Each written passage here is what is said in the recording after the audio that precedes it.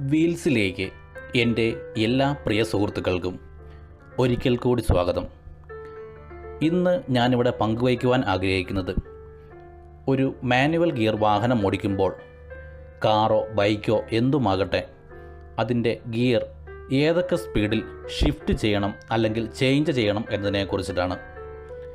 ഇന്ന് നമ്മുടെ രാജ്യത്ത് ഉപയോഗിക്കുന്ന വാഹനങ്ങളിൽ 75% മുകളിലും മാനുവൽ ഗിയർ വാഹനങ്ങളാണ്. എന്നിരുന്നാലും പലർക്കും സംശയമുള്ള ഒരു കാര്യമാണ് ഓരോ ഗിയറിലും വേണ്ട കൃത്യമായ വേഗതയെക്കുറിച്ച്. അതിനുള്ള ഒരു ഉത്തരമാണ് ഇന്ന് ഈ വീഡിയോയിലൂടെ ഞാനിവിടെ പങ്കുവയ്ക്കുന്നത്. പ്രത്യേകം ഓർക്കുക, ഇതൊരു സ്റ്റാൻഡേർഡ് കണക്ക് മാത്രമാണ്. വാഹനത്തിൻ്റെ മോഡലിനനുസരിച്ച് ചെറിയ ചില മാറ്റങ്ങൾ അനിവാര്യമായേക്കാം. നമുക്കെല്ലാം അറിയാവുന്നതുപോലെ ഓട്ടോമാറ്റിക് ഗിയർ വാഹനങ്ങളെ അപേക്ഷിച്ച് മാനുവൽ ഗിയർ വാഹനങ്ങൾക്കുള്ള മേന്മകൾ ഏറെയാണ്.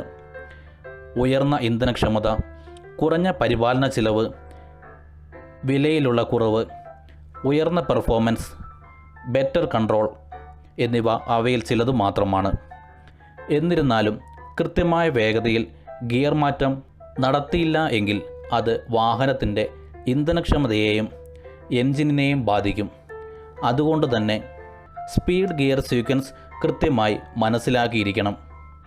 നിർത്തിയിട്ടിരിക്കുന്ന ഒരു വാഹനം ഫസ്റ്റ് ഗിയറിലിട്ട് മുൻപോട്ടെടുത്ത് 10 മുതൽ 15 വരെ km/h വേഗത എത്തുമ്പോൾ സെക്കൻഡ് ഗിയർ ഉപയോഗിക്കാവുന്നതാണ്.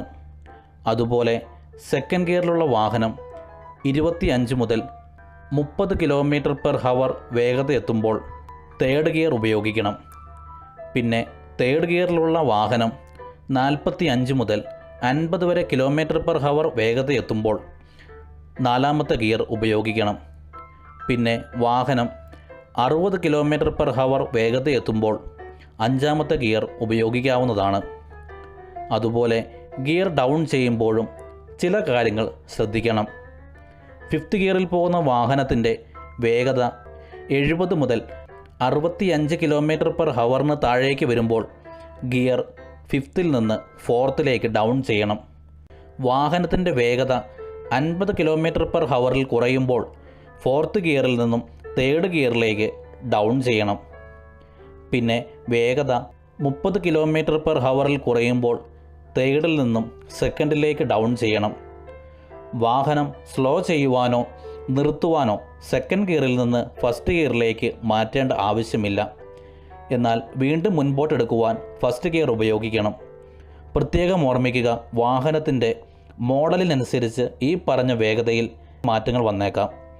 നിങ്ങൾക്ക് ഈ വീഡിയോ ഉപകാരപ്രദമെന്ന് തോന്നുന്നുവെങ്കിൽ നിങ്ങളുടെ പ്രിയപ്പെട്ടവർക്കും സുഹൃത്തുക്കൾക്കുമായി ഷെയർ ചെയ്യുവാൻ മടിക്കരുത്. കൂടുതൽ വാഹന ടിപ്സുകൾക്കായി ചാനൽ സബ്സ്ക്രൈബ് ചെയ്യൂ. Thanks for watching.